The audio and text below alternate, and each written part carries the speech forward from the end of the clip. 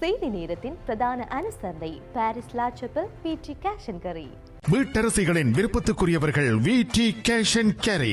உங்கள் சமையல் கூடத்திற்கு தேவையான உணவுப் பொருட்கள், காய்கறிகள், கடல் உணவு வகைகள் அனைத்தும் தரமாக எப்பொழுதும் மலிவாக பெற்றுக்கொள்ளவும், சமையல் பாத்திரங்கள் அனைத்தும் தெரிவு செய்யவும் விடி கேஷ் அண்ட் கேரி, லா சப்பல்.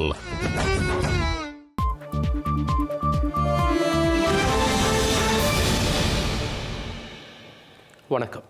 இது ஐபிசி தமிழின் செய்தி நேரம். முதலில் தலைப்புச் செய்திகள்.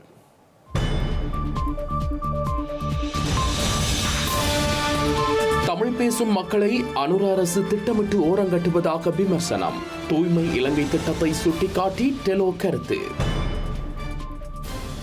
முக்கிய சீர்திருத்தங்களை நடைமுறைப்படுத்த வலியுறுத்தும் ஆசிய மனித உரிமைகள் ஆணைக்குழு 3 முக்கிய பிரிவுகள் குறித்தும் எடுத்துரைப்பு. 2000 தாண்டிய வீதி விபத்து உயிரிழப்புகள். வாகனங்களை கண்காணிக்க நாளை முதல் விசேட நடைமுறை. அமித்ஷாவை கண்டித்து திமுக செயற்குழுவில் கண்டன தீர்மானம். 2026 ஆட்சியை கைப்பற்றுவோம் என மு.க. ஸ்டாலின் சூளுரை. ஹவுதி ஆயுததாரிகளால் சுட்டு வீழ்த்தப்பட்டதாக கூறப்படும் அமெரிக்க போர் விமானம் தவறுதலாக தாமே சுட்டு வீழ்த்தியதாக கூறும் அமெரிக்கா.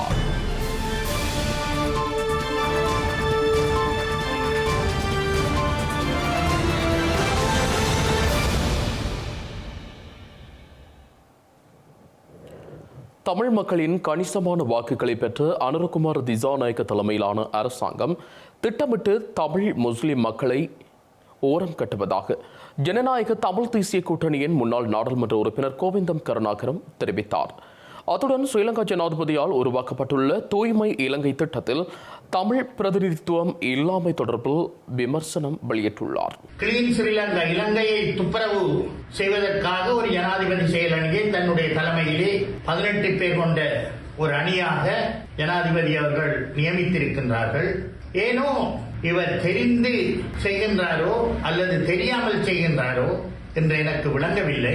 இந்த சிறுபான்மை மக்களை கோட்டபாய ராஜபக்ஷ ஜனாதிபதியாக வந்தவுடன் எப்படி கணிப்பிட்டாரோ அந்த கணிப்பில் எந்தவித மாற்றமும் இல்லாமல் அனுரகுமார திசாநாயக்க அவர்களும் அவர்களுடைய கட்சியும் நடத்துவதாகத்தான் எனக்கு தோன்றுகின்றது. ஏனென்றால் கோட்டபாய காலத்திலே தொல்பொருள் சம்பந்தமான ஒரு ஜனாதிபதி செயலணியை கோட்டபாய நியமித்திருந்தார்.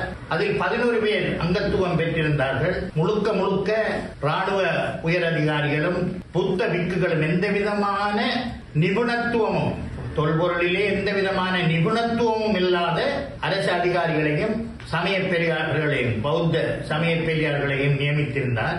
அதற்கு பின்பு ஏற்பட்ட விமர்சனங்களினால் ஒரு தமிழரையும் ஒரு முஸ்லிமையும் அவர் அந்த செயலணிக்கு, தொல்பொருள் செயலணிக்கு நியமிக்கக்கூடிய ஒரு கட்டாயம், ஒரு நிர்பந்தம் அவருக்கு ஏற்பட்டது. அதே போன்று தற்போதும் அந்த நிர்பந்தம் ஏற்படுமோ என்று தெரியவில்லை. ஆனால் ஒன்றை விளங்கிக் கொள்ள வேண்டும், கோட்டபாய ராஜபக்ஷ அவர்களுக்கு தமிழ் முஸ்லிம் மக்கள் வாக்களிக்கவில்லை. அதை அவர் தன்னுடைய சத்திய பிரமாணத்தின் போதும் கூறியிருந்தார்.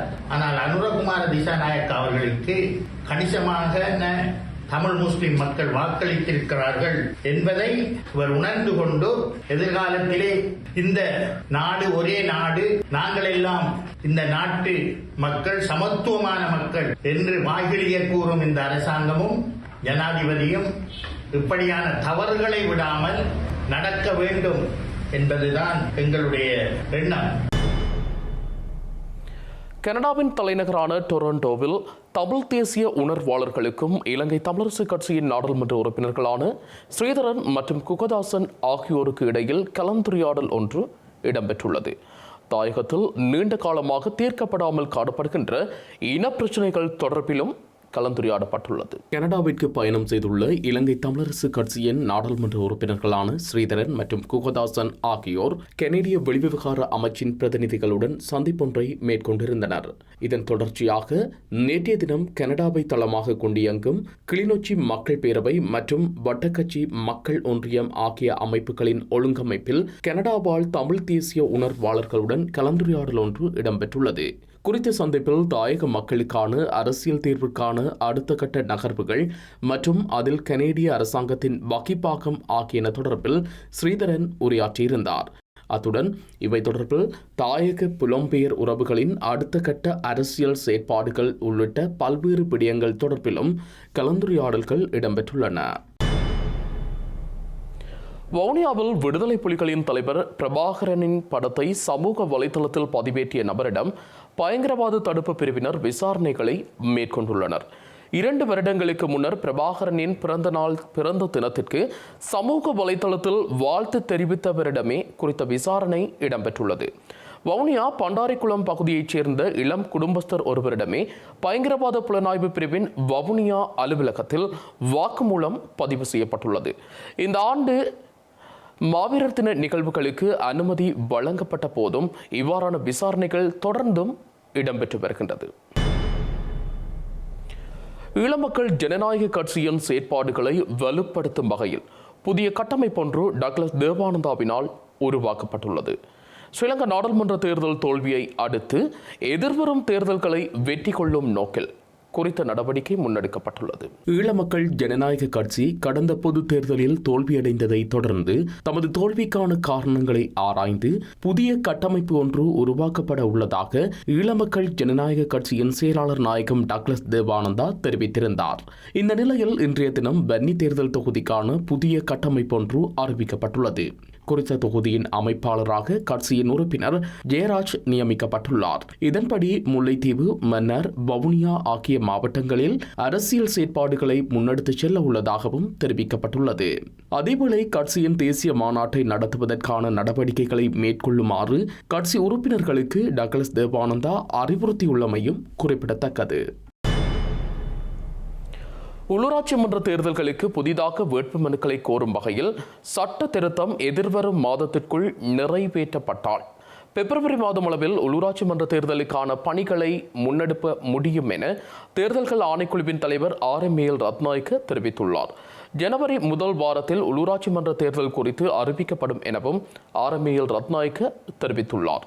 சித்திரை புத்தாண்டிற்கு பின்னர் உள்ளூராட்சி மன்ற தேர்தல் நடத்தப்படும் என ஸ்ரீலங்கா ஜனாதிபதி குறிப்பிட்டுள்ளமை தொடர்பில் கருத்து தெரிவிக்கும் போதே RMAL ரத்நாயக்க இவ்வாறு தெரிவித்துள்ளார். உள்ளூராட்சி மன்ற தேர்தல் மற்றும் மாகாண சபை தேர்தல்களை நடத்துவதற்கு அரசாங்கம் விசேட கவனம் செலுத்தியுள்ளதை வரவேற்கின்றோம். அரசியலமைப்பின் பிரகாரம் உரிய காலத்தில் தேர்தலை நடத்த வேண்டிய பொறுப்பு தேர்தல்கள் ஆணைக்குழுவிற்கு வழங்கப்பட்டுள்ளது. உள்ளூராட்சி மன்ற தேர்தலை கடந்த ஆண்டு மார்ச் மாதம் நடத்துவதற்கு உரிய நடவடிக்கைகள் எடுக்கப்பட்டிருந்த நிலையில் நிதி மற்றும் இதர காரணங்களால் திட்டமிட்டிருந்தவாறு தேர்தலை நடத்த முடியாது போனது. உள்ளூராட்சி மன்ற தேர்தலை வெகு விரைவில் நடத்துமாறு உயர்நீதிமன்றம் தீர்ப்பளித்துள்ளது.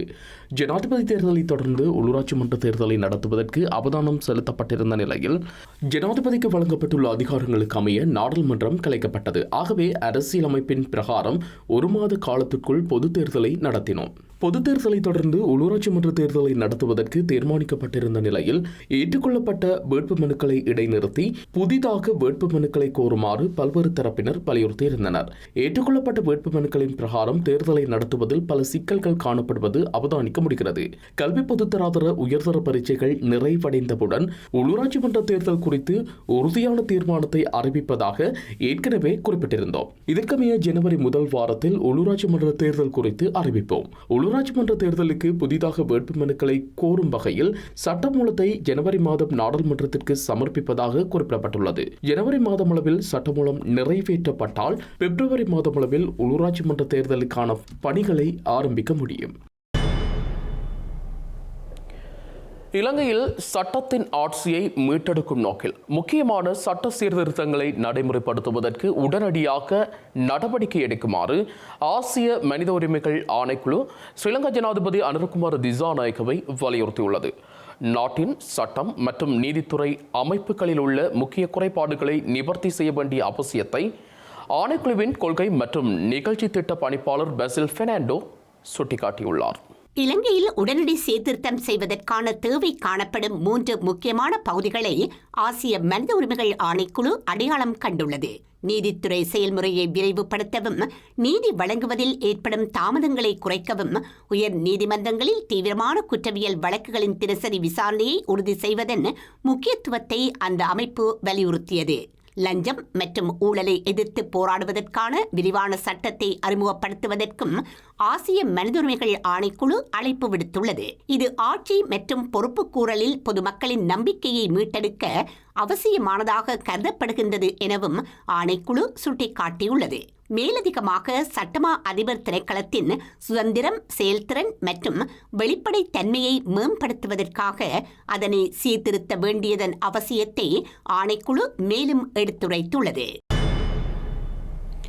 இலங்கைக்கு ஏற்றுமதி செய்யப்படும் 1 கிலோகிராம் அரிசிக்கான 65 ரூபாய் வரியை மீளாய்வு செய்யுமாறு பல்வேறு பகுதிகளைச் சேர்ந்த வர்த்தகர்கள் ஸ்ரீலங்கா அரசாங்கத்திடம் கோரிக்கை விடுத்துள்ளனர். சந்தை சவால்களை குறைக்கும் வகையில் இந்த இறக்குமதி வரி குறைக்கப்பட வேண்டும் என அவர்கள் வலியுறுத்தியுள்ளனர். இலங்கை முழுவதும் கடந்த 2 மாதங்களுக்கு மேலாக நீடித்து வரும் அரிசி நெருக்கடியை தீர்ப்பதற்கு அரசாங்கம் கடந்த சில மாதங்களில் பல நடவடிக்கைகளை மேற்கொண்டு வருகின்றது.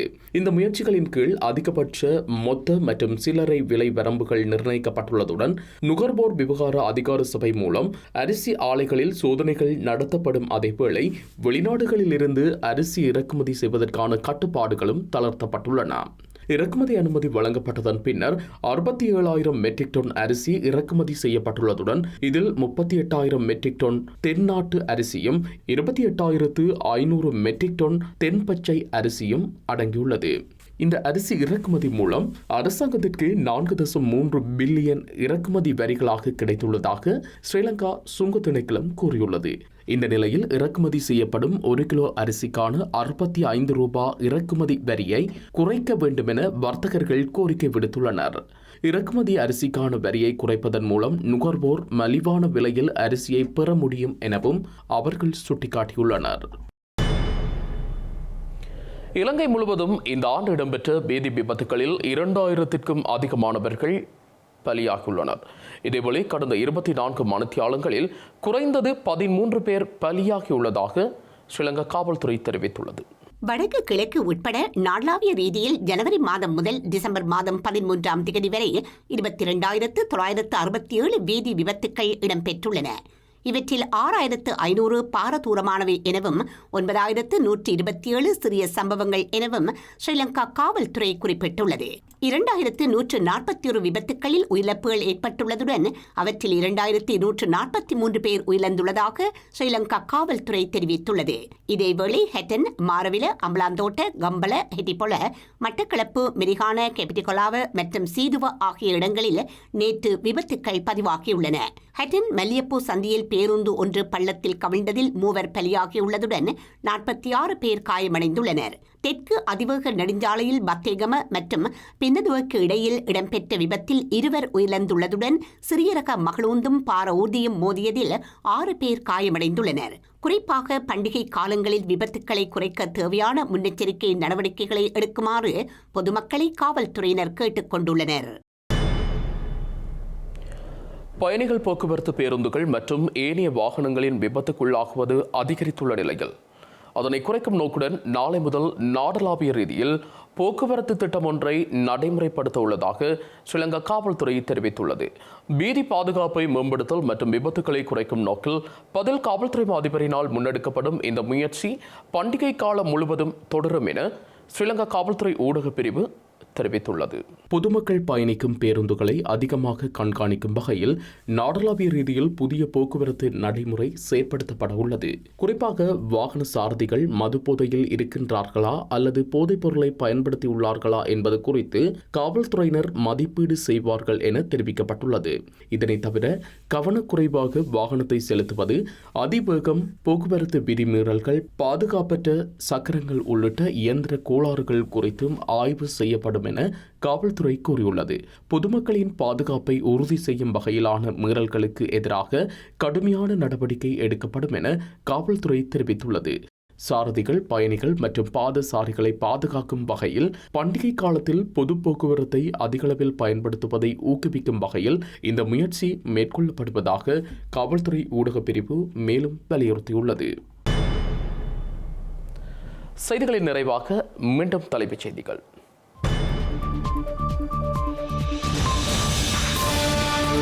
தமிழ் பேசும் மக்களை அனுர அரசு திட்டமிட்டு ஓரங்கட்டுவதாக விமர்சனம். தூய்மை இலங்கை திட்டத்தை சுட்டிக்காட்டி டெலோ கருத்து. முக்கிய சீர்திருத்தங்களை நடைமுறைப்படுத்த வலியுறுத்தும் ஆசிய மனித உரிமைகள் ஆணைக்குழு 3 முக்கிய பிரிவுகள் குறித்தும் எடுத்துரைப்பு. 2000 தாண்டிய வீதி விபத்து உயிரிழப்புகள், வாகனங்களை கண்காணிக்க நாளை முதல் விசேட நடைமுறை. அமித்ஷாவை கண்டித்து திமுக செயற்குழுவில் கண்டன தீர்மானம். 2026 ஆட்சியை கைப்பற்றுவோம் என மு.க. ஸ்டாலின் சூளுரை. ஹவுத்தி ஆயுததாரிகளால் சுட்டு வீழ்த்தப்பட்டதாக கூறப்படும் அமெரிக்க போர் விமானம் தவறுதலாக தாமே சுட்டு வீழ்த்தியதாக கூறும் அமெரிக்கா.